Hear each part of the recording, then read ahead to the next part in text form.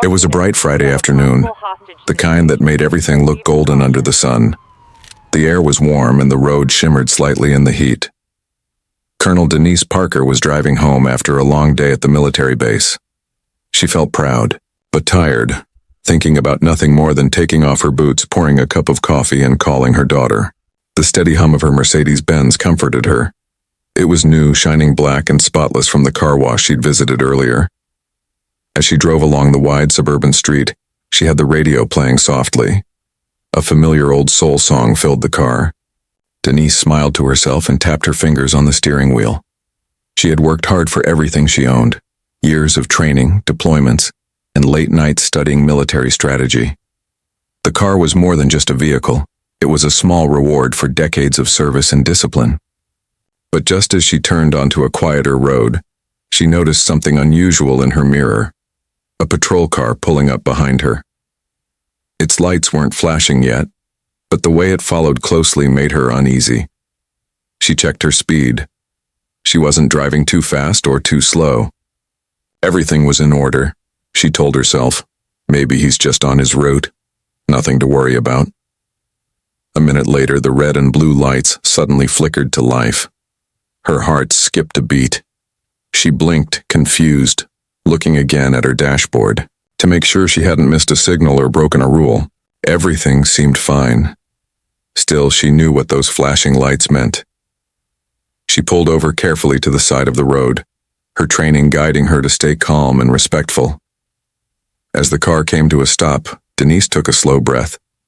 The silence that followed the turning off of her engine felt heavy. She could see the police officer's car stop a few feet behind her. Through her side mirror, she watched the driver's door open. Out stepped a tall white officer, his sunglasses glinting in the sunlight. He walked toward her car with a serious expression, one hand resting on his belt. Denise had been through all kinds of stressful moments in her life, intense missions, high-pressure decisions. But this situation carried a different kind of tension. She wasn't afraid, exactly, but she felt that familiar knot in her stomach that so many black drivers knew too well. She told herself again, "Stay calm, stay polite, you've done nothing wrong." The officer stopped beside her window and motioned for her to roll it down. She did so quickly, keeping both hands visible on the steering wheel. "Good afternoon, officer," she said, her tone steady. The officer nodded but didn't return the greeting. His eyes moved from her face to the inside of the car, then to the shining emblem on the hood. "Ma'am," he said slowly, "do you know why I pulled you over?" Denise shook her head. "No, sir, I don't." He paused for a moment as if searching for a reason. "This car," he began, "is pretty high-end. We've had a few reports of stolen vehicles around here. Can I see your license and registration?" Denise didn't argue. She reached carefully into her purse, moving slowly so he could see every action. She handed him her driver's license and the registration papers, which were neatly kept in a small folder. "Everything's in order," she said gently. The officer took the papers, but didn't immediately look at them. Instead, he kept glancing between her and the car. "Is this your vehicle?" he asked again. "Yes, officer," she replied. "It's mine." He gave a short nod and walked back toward his patrol car. Through the rearview mirror, she watched him typing into his computer, still glancing up now and then. Denise sighed quietly. She knew the feeling of being judged before being known. She had felt it before, in stores, at airports, even once when she wore civilian clothes at a military event. Inside her car, the air felt heavy. She tried to distract herself by counting her breaths. She remembered her father's words from long ago. "Keep your dignity no matter how the world sees you. The truth always stands tall."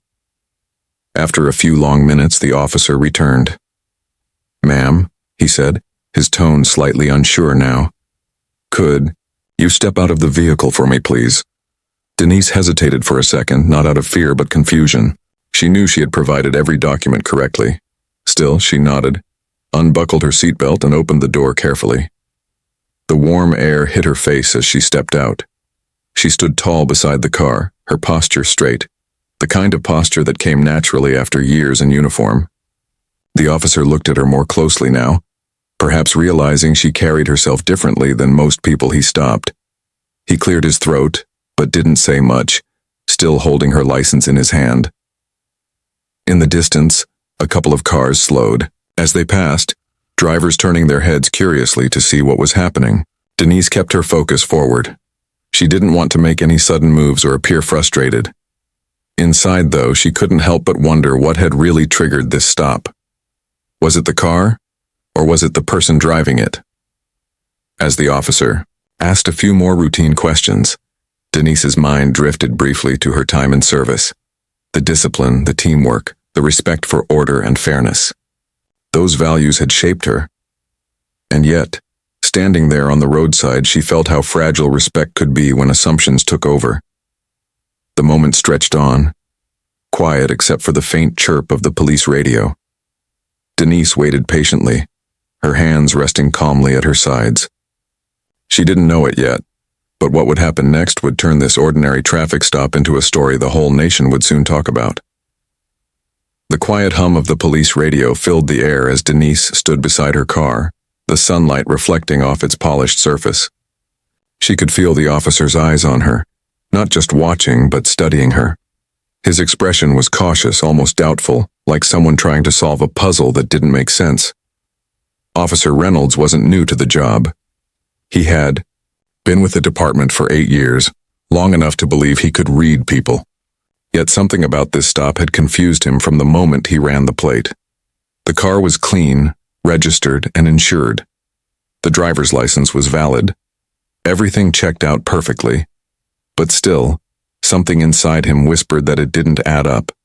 He looked again at Denise, a black woman in her mid-40s wearing a plain gray t-shirt and pressed trousers. No flashy jewelry, no signs of panic, just calm confidence. It was that confidence that unsettled him. Most people he stopped either grew nervous or defensive. She, however, stood there like someone who had nothing to prove. "Ma'am," he began, glancing at her license again. "You said this is your vehicle?" "Yes," Denise replied softly. "It is." "And how long have you had it?" "About 2 months." Reynolds nodded slowly but didn't seem satisfied. His eyes drifted over the sleek car again, the leather seats, the expensive rims, the spotless interior. He knew people who worked double shifts for years and couldn't afford something half as nice. How could she? He wondered quietly. He took a step back, adjusting his sunglasses. "I'm going to need to run a quick verification on your registration," he said, though he had already done it once. Denise didn't argue. "Of course, officer," she said simply. Her voice was calm, but her thoughts were not. She could sense his doubt hanging heavy in the air, and she knew it wasn't about paperwork. It was about perception. As the officer walked back to his patrol car, she stood quietly, her hands folded in front of her. The breeze brushed through the trees and a few dry leaves danced across the pavement. The world around her felt slow, heavy, almost frozen in that uncomfortable silence that often follows unfair judgment. Inside his car, Reynolds typed on his computer again, rechecking every detail. The system showed no flags, no violations, no outstanding reports. Still, he hesitated. He leaned back in his seat, tapping his fingers against the steering wheel. In his mind, he replayed the moment he saw the Mercedes. He remembered thinking, "That doesn't fit." It wasn't until that thought echoed in his head that he realized, fit what? What kind of image had he unconsciously expected? He didn't want to admit it, but the idea had come too easily. He tried to shake it off and stepped out of the patrol car again. When he approached Denise this time, his tone had shifted slightly, less formal, more cautious. "Ma'am, can I ask where you were headed today?" "Home," she answered. "I'm coming from work." "And what do you do for work?" Denise smiled faintly. "I work for the United States Army." That caught his attention. His eyebrows lifted slightly. "Oh, in what capacity?" "I'm a colonel," she said simply, as if it were just another fact. For a moment he blinked, then forced a polite nod, though disbelief flickered in his eyes. "A colonel?" He looked at her again, this time trying to imagine it. The woman standing before him didn't fit the picture he had in his mind of someone in such a high-ranking position. The calm, firm tone in her voice, though, that was unmistakably the voice of authority. Still, Reynolds wasn't ready to let go of his doubt. "Do you have any identification from your workplace, Mai?" he asked, his voice steady, but testing. Without hesitation, Denise reached into her purse slowly and carefully, pulling out a thick leather wallet. She opened it and handed him a military ID card. The gold emblem at the top and the word Colonel printed clearly beside her name left no room for argument. He stared at it for a few seconds longer than necessary. The weight of realization started to sink in, but his pride didn't let him show it. "All right," he said stiffly, handing it back. "Give me just another minute." Denise nodded once, her face calm but her heart quietly aching. She had worked her entire life to earn respect, through training, sacrifice, and years of service. Yet here she was, still standing on the side of the road, being doubted for something as simple as owning a nice car. As the officer walked back again, she looked up at the open sky. She thought about her soldiers, the young men and women who served under her command. She had taught them to stand tall, to treat others with honor and fairness. And now she wondered how many of them would face moments like this, judged not for what they had done but for how they looked. A small group of cars passed by, slowing slightly to watch. A few drivers shook their heads. Some took out their phones. Denise ignored them. She wasn't interested in being part of a scene. All she wanted was to go home, but deep inside she also knew that something about this moment mattered. This wasn't just another stop. It was a reflection of something bigger, something that reached beyond her and the officer. It was about what people choose to see and what they choose to assume.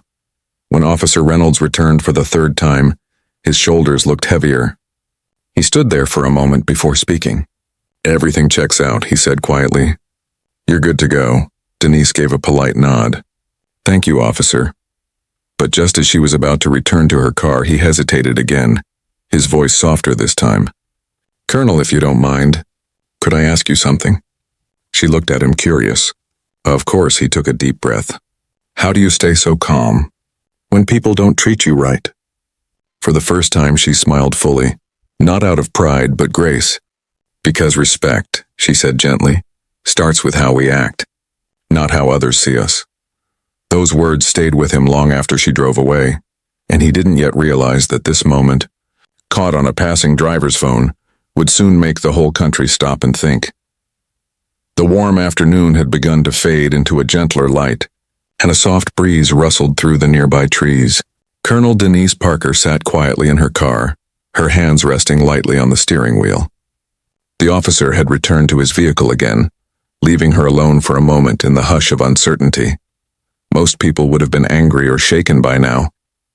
But Denise wasn't like most people. Years of military life had taught her one lesson above all others. Stay calm when the world loses control.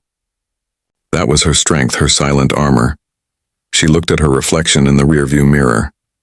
Her face was calm, but her eyes showed a mix of sadness and strength. She thought about how strange life could be, that she could survive missions overseas, command troops in dangerous zones, and still come home to be doubted for simply driving her own car. Denise took a slow, deep breath. In the Army, breathing was more than relaxation. It was strategy.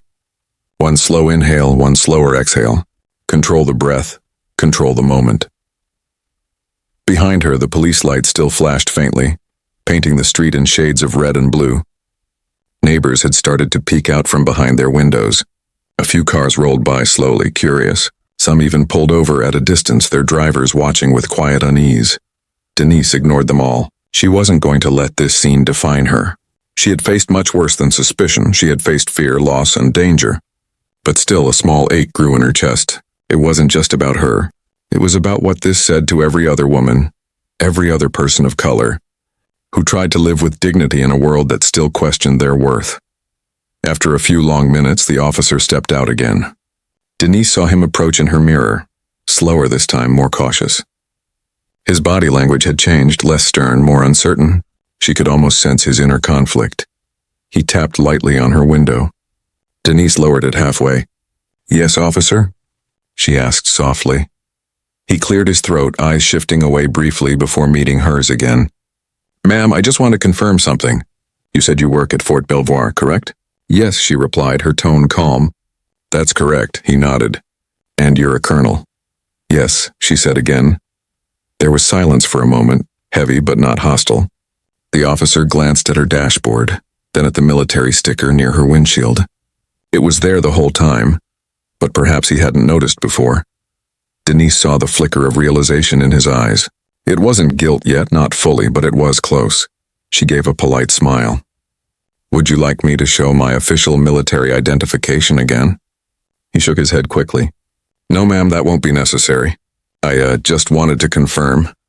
"All right," she replied. He stepped back, unsure what to say next. She could tell he was struggling between his training and his conscience. Inside, Denise reminded herself again of the lesson her commanding officer once told her during a crisis drill. The calmest person in the room is the one in charge, even when they're not the one giving orders. She lived by that rule. And right now, though she was standing on the side of a road, not in a military base, she still carried that command presence. Her breathing stayed steady. Her voice never wavered. Every movement, slow, measured, respectful, reminded her that dignity wasn't something given. It was something you carried. A woman from one of the nearby houses had stepped outside now, holding her phone, recording quietly. Denise noticed her but didn't mind. She had nothing to hide. The truth needed no defense, it just needed time to be seen. The officer, still uneasy, turned slightly as if debating what to do next. He wasn't ready to walk away, but he didn't know what more he could ask. Denise could almost feel his thoughts spinning, trying to justify the reason for this stop. Finally, she decided to speak, her tone kind but firm. "Officer," she said, "I understand you have a job to do. I respect that, but I'd appreciate it if we could wrap this up soon. I have soldiers waiting on me." That sentence struck him harder than she expected. Soldiers waiting on her. The realization landed fully now. The woman he had stopped wasn't just another driver.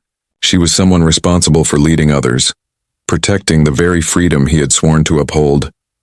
He swallowed hard, nodding. "Yes, ma'am, I understand." Denise gave a short nod in return. "Thank you." The tone of her voice carried no anger, no sarcasm. Just calm authority, the kind that comes from someone used to commanding respect, not demanding it. As she sat there waiting for him to release her, she thought again of her journey. From a young girl raised by hard-working parents who taught her discipline and grace, to becoming one of the few black women to rise to the rank of colonel, every step of her life had been about breaking barriers quietly, not with anger but with excellence. The flashing lights reflected in her eyes again. She blinked slowly, the colors dancing across her calm face. She thought, if my calm makes him see me differently, maybe it'll make him see others differently too. After a few more minutes, the officer returned one last time. His voice was softer now. "Ma'am, everything's clear. You're free to go. Sorry for the delay." Denise gave him a courteous nod, her calm never faltering. "Thank you, officer. Stay safe out there." He didn't know what to say. The words caught in his throat. All he could do was nod as she started her car. As Denise pulled away slowly, she looked once more in the mirror, not to see him, but to remind herself that strength doesn't always mean fighting back. Sometimes it means standing tall, breathing steady, and letting your calm be louder than your anger. What she didn't know yet was that this moment, her calm, her grace, was about to speak to millions. As Colonel Denise Parker's car idled quietly on the side of the road, the afternoon light began to soften. The once bright sun now cast long golden lines across the pavement, and the cool breeze hinted that evening was near. But for Officer Reynolds, time seemed to move differently. He stood beside his patrol car, the sound of passing traffic fading into the background as his mind raced.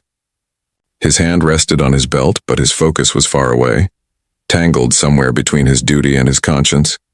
He had done everything by the book, or at least that's what he told himself.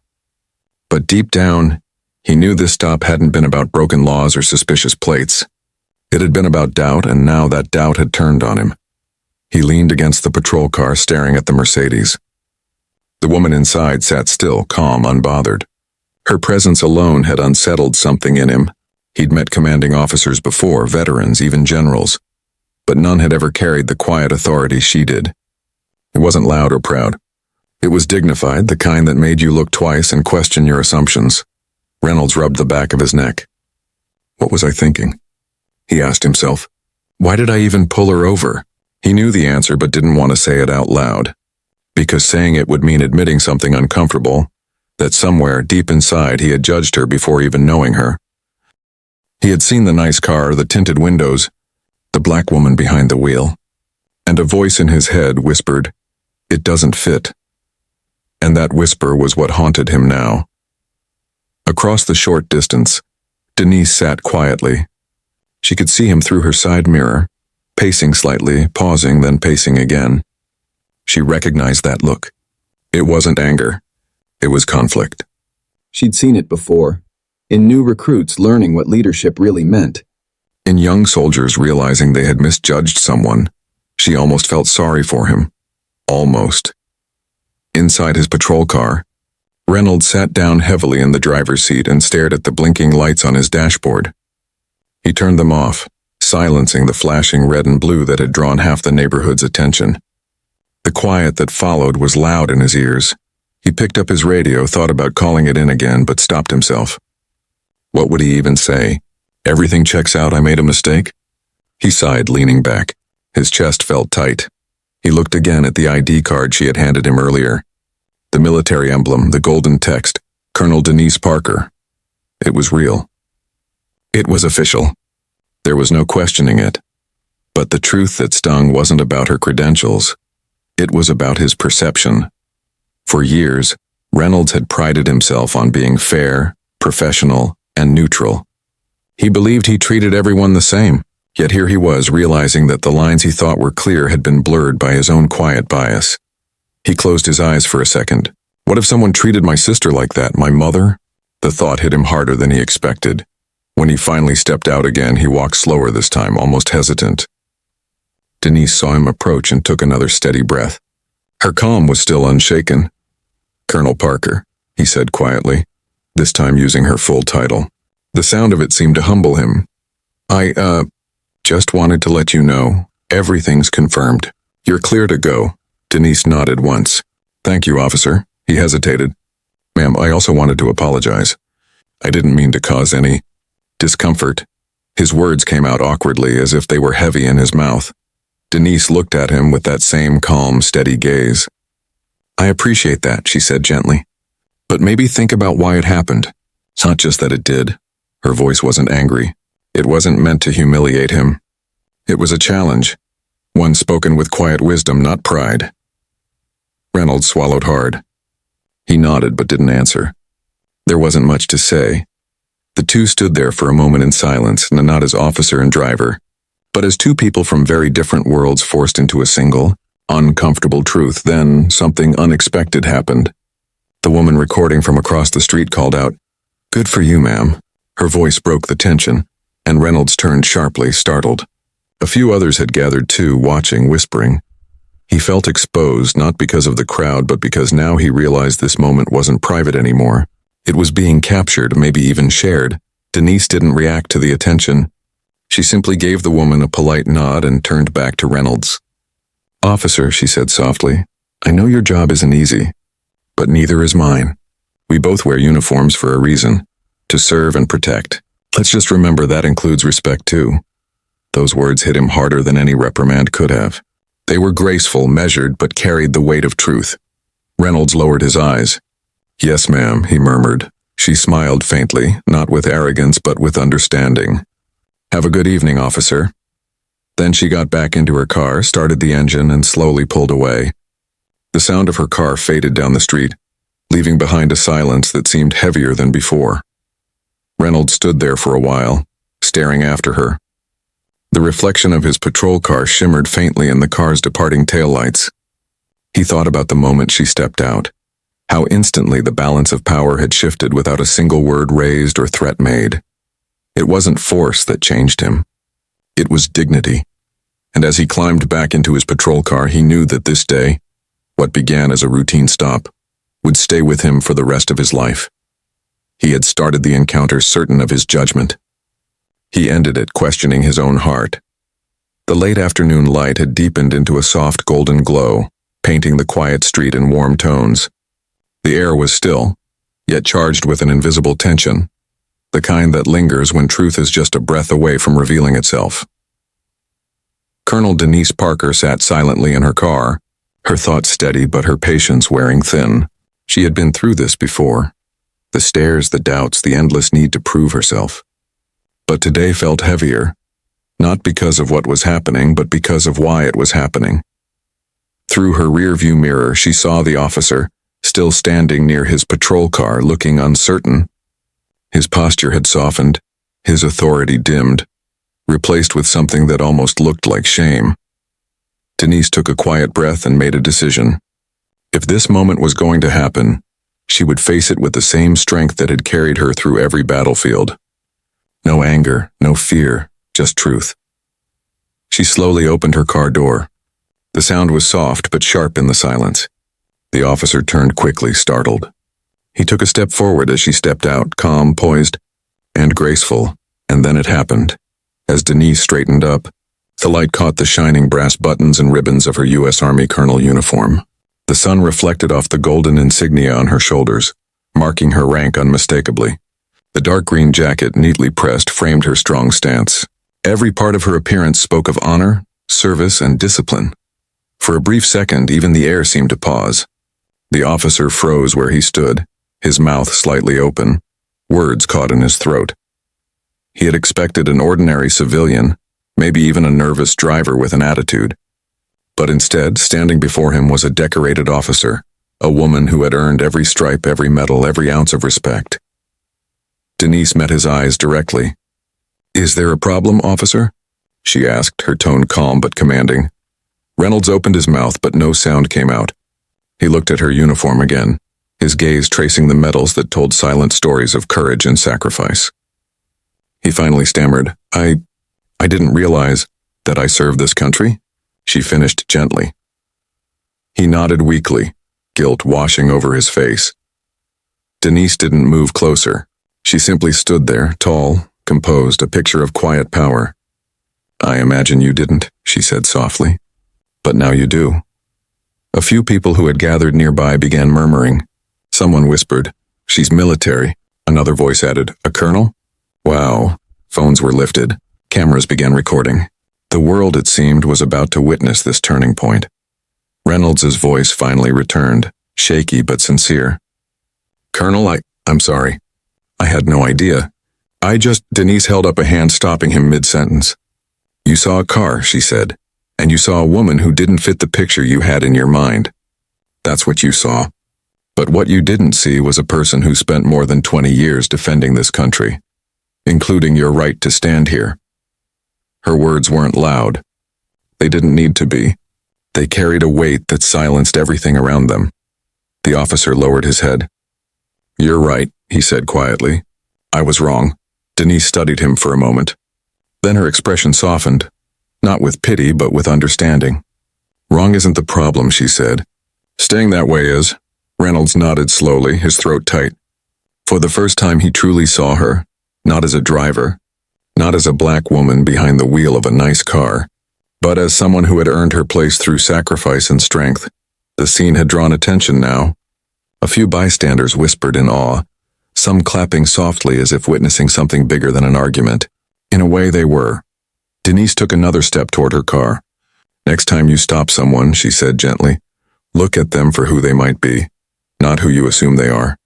The officer took a small step back, nodding again. "Yes, ma'am." She gave him a final nod, one part farewell, one part forgiveness, Yuri, and opened her car door. As she slid into the driver's seat, the setting sun hit the side of her face, lighting her expression with a quiet glow. Before she closed the door, she said one last thing. "And officer, thank you for serving too. In your own way." The door shut softly. Reynolds stood there motionless, the echo of her words lingering in the warm air. For a long moment he didn't move. The lights on his patrol car were still flashing faintly, casting red and blue streaks across his face. To him they now looked different, not symbols of control, but reminders of responsibility. As the Mercedes pulled away, he found himself watching not with suspicion but with respect. His hand slowly dropped from his belt, and he exhaled deeply as if releasing the weight of something he hadn't realized he carried. One of the bystanders approached him, still filming. "You just got taught a lesson, huh, officer?" The man joked lightly. Reynolds managed a small, rueful smile. "Yeah," he said quietly, "and I needed it." As the sound of the car faded down the road, he knew this wasn't just a traffic stop anymore. It was a mirror, one that had forced him to see himself, his assumptions, and the world he thought he understood. And somewhere ahead, Denise drove on calm as ever, unaware that her composure, her truth, and her uniform had just sparked a conversation that would reach far beyond that quiet Virginia street. Because sometimes, the most powerful lessons aren't shouted in anger. They are shown in silence, weighing with pride, grace, and the courage to stand tall. The street grew quiet again after Denise drove away, but for Officer Reynolds the silence was deafening. The sound of her car faded into the distance, yet her words still echoed in his head, sharp, clear, unforgettable. He stood beside his patrol car, watching the sunlight fade behind the rooftops. The sky was turning orange and pink, soft and calm, the kind of evening that usually brought peace. But inside him something stirred. Not peace, but realization. For the first time in a long while he felt small. Not because he'd been embarrassed or corrected, but because he had finally seen himself from the outside. He remembered the way she stepped out of that car. Proud, steady, unbothered. The golden insignia on her uniform had caught the light like truth itself. It wasn't anger that froze him. It was respect. The kind that demands silence not out of fear but out of awe. Reynolds took a deep breath and leaned against his patrol car, staring at the empty road. He had pulled over countless drivers before, some rude, some nervous, some genuinely breaking the law.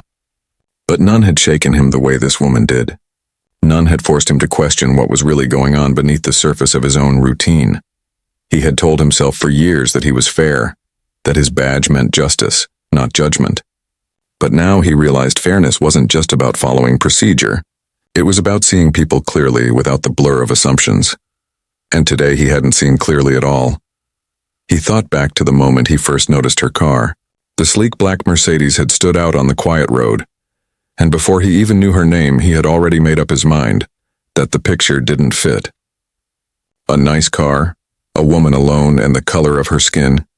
Those three details had been enough for his mind to start building a story. A false one. The truth hit him harder now, like a sudden drop in his chest. He had judged her not by her actions, not by her words, but by the story he told himself in a single glance. And that story had been wrong. He thought about her face, calm but firm. About the way she didn't raise her voice or show fear. She didn't need to. Her silence was enough to make him see the difference between authority and respect. He had the authority, but she had the respect.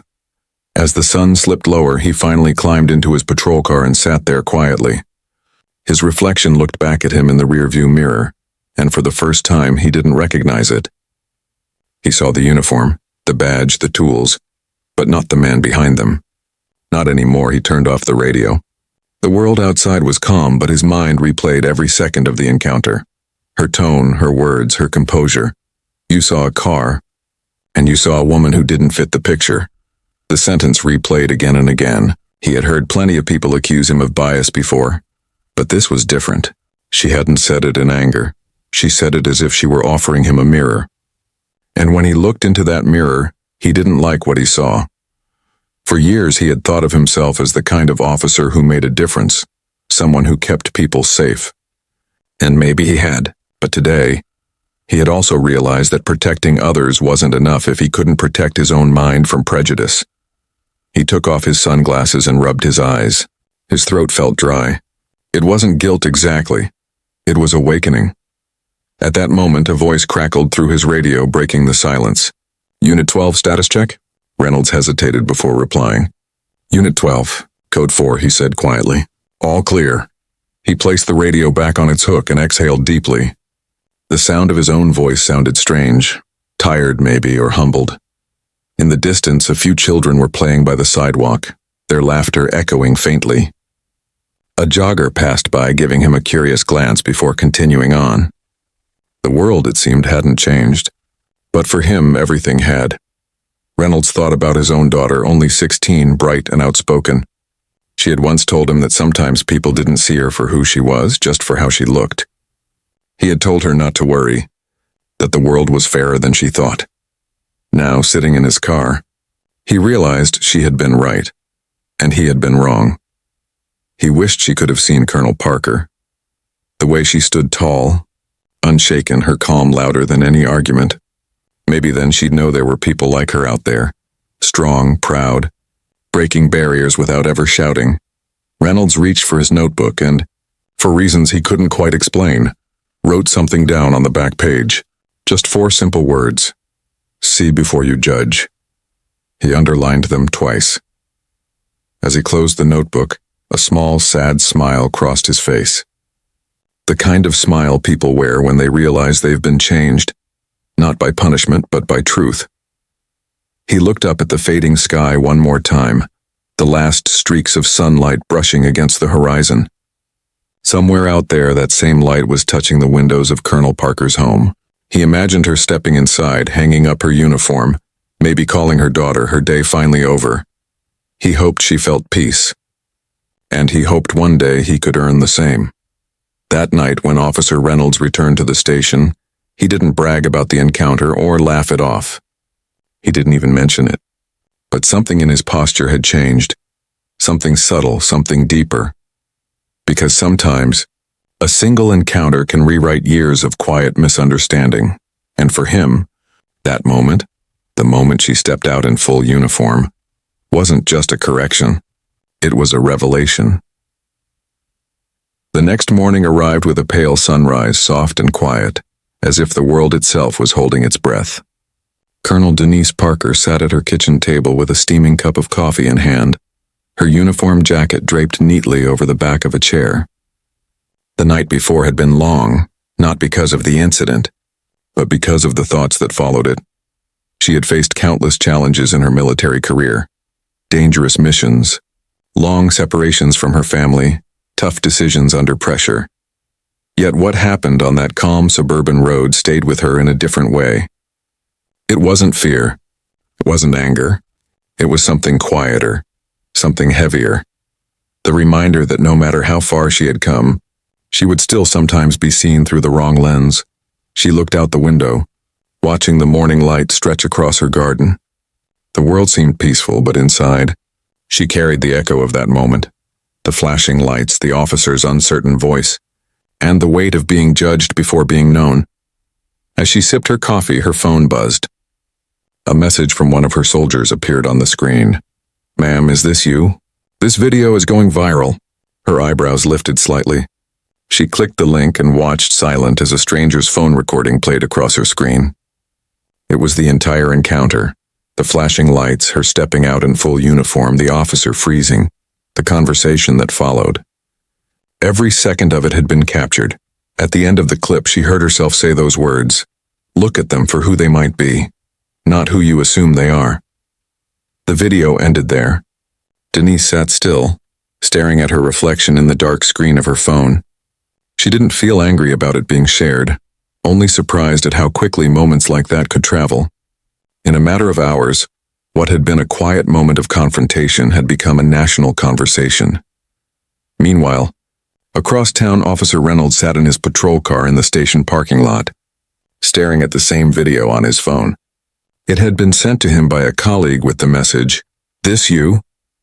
He didn't even try to defend himself. He knew it was him. The way he stood frozen, the look on his face when the colonel stepped out. The video didn't lie, and neither did his conscience. For the first time, he watched the moment from the outside, not as an officer but as a man. It was uncomfortable, painful even. He saw the doubt in his posture, the judgment in his tone, and the quiet dignity with which she handled every second of it. When the video ended, Reynolds closed his eyes. The sound of her calm voice still echoed in his head, soft but sharp. Respect starts with how we act, not how others see us. He had said many apologies in his life, to colleagues, to citizens, even to friends. But this time, he felt the need for one that wasn't about duty or protocol. It was about understanding. That afternoon, after finishing his shift, he made a decision. He looked up her name, Colonel Denise Parker, and found the contact for the Public Affairs Office at Fort Belvoir. He left a message, polite and brief, asking if he could speak with her in person. He didn't expect a reply, but it felt important to try. 2 days later, to his surprise, she agreed. When he arrived at the base gate, he felt nervous for the first time in years. Not the kind of nervous that came before danger, but the kind that comes before facing truth. He showed his ID, followed the directions, and parked outside a modest brick building near the main office. Denise met him outside, her uniform crisp, her expression unreadable. She greeted him with a small nod. "Officer Reynolds," she said evenly. "Colonel Parker," he replied, his voice quiet but sincere. "Thank you for seeing me." She gestured toward a bench near the walkway. "Let's talk." For a moment, neither spoke. The sound of flags flapping in the wind filled the silence between them. Then he said softly, "I wanted to say I'm sorry. Truly. Not just for what happened, but for what it meant." Denise looked at him, her eyes steady but kind. "What do you think it meant?" she asked. He hesitated. "It meant that I saw something that wasn't there. I saw a stereotype, not a person. And I acted on it." There was honesty in his words, raw, simple, and heavy. Denise nodded slowly. "That's a hard truth to face," she said quietly. "But facing it means you're already better than the moment you regret." Reynolds looked down, his hands folded in his lap. "You taught me something that day," he said. "Not through what you said, but through how you handled it. You didn't get angry. You didn't try to embarrass me. You just, let me see what I needed to see." Her gaze softened. "Anger can make people shut down," she said. "But calm makes them listen." For the first time, a small smile touched his face. "I'll remember that," he said quietly. They sat in silence for a while after that, two people who had started on opposite sides of a situation, now finding a shared understanding. When Reynolds finally stood to leave, he extended his hand. "Thank you, Colonel," he said. Denise shook it firmly. "Be careful out there, officer." As he walked back to his car, the weight he'd carried since that day felt a little lighter. He knew he couldn't undo what had happened, but he could let it change him, guide him. And as Denise watched him drive away, she felt something unexpected too. Not satisfaction, but peace. The kind that comes when understanding replaces anger, and forgiveness becomes a bridge instead of a wall. Sometimes, she thought, the most powerful apologies aren't spoken in a courtroom or on camera. They happen quietly between two people. In the Simp by the next morning, the video had spread like wildfire. It was everywhere, on social media feeds, news sites, and even in group chats. Colonel Denise Parker's quiet composure and Officer Reynolds' frozen hesitation had become a national conversation, sparking discussions about respect, bias, and the unseen strength of everyday heroes. Denise watched the notifications pile up on her phone, one after another from friends, family, and strangers. People were commenting on her calm, her poise, her courage, but more importantly on the lesson the encounter carried. She scrolled through comments praising her dignity, criticizing the assumptions made against her, and sharing their own stories of being judged unfairly. Some even wrote about officers like Reynolds learning from the experience, realizing that a single interaction could reshape perspectives forever.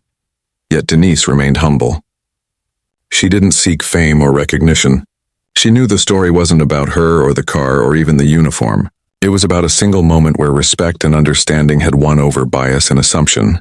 That tiny window of clarity, a woman stepping out in her uniform, calm and unwavering, had reminded a man and countless others who watched to look closer before judging.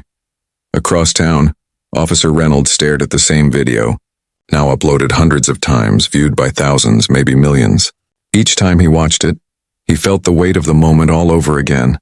The freeze in his step, the look on her face, the calm power of her presence. He realized the incident wasn't just about him making a mistake.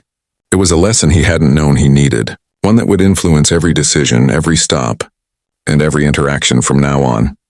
He replayed the moment when she stepped out of the car, every metal glinting in the sunlight, every ribbon telling a story of service and sacrifice. Her dignity had spoken louder than any command, louder than his badge, louder than any law. He understood in that moment what it truly meant to respect another human being, before the uniform, before the title, before any assumption. For Denise, the viral attention was both humbling and empowering. She read messages from young women in the military, from people of color, from civilians who had experienced judgment for no reason. They wrote about hope, pride, and the courage to carry themselves with strength no matter what others assumed. Her calm had become a symbol, not because she wanted it to, but because it was. The story spread beyond social media. News outlets picked it up, highlighting how a routine traffic stop could become a teaching moment about race, authority, and perception. Experts discussed it on panels, emphasizing the importance of seeing people for who they are, not for the story our minds invent. Schools, communities, and even law enforcement groups shared the clip as a teaching tool, a simple, real-life lesson in humanity. Denise thought about Officer Reynolds, too.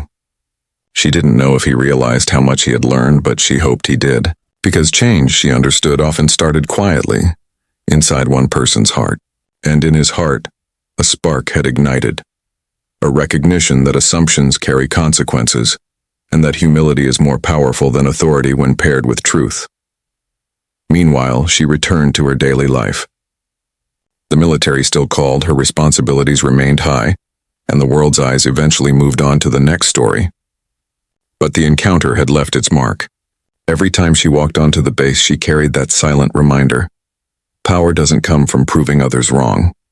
It comes from showing who you truly are, calmly and with integrity.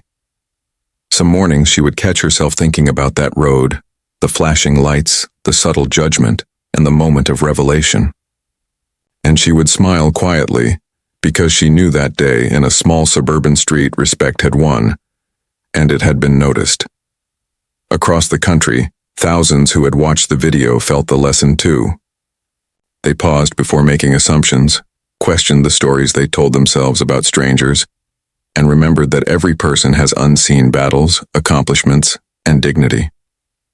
What seemed like a small encounter became a symbol, a reminder that humanity can shine brightest in the simplest acts, standing tall, remaining calm, and letting truth speak for itself.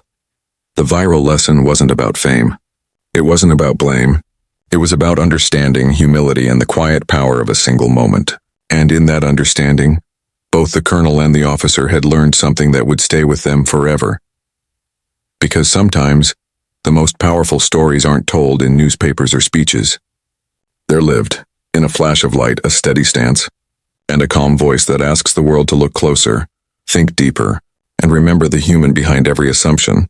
And on that road, in that quiet afternoon, the lesson had been learned and shared with the world, the act of seeing each other, and finally, as human.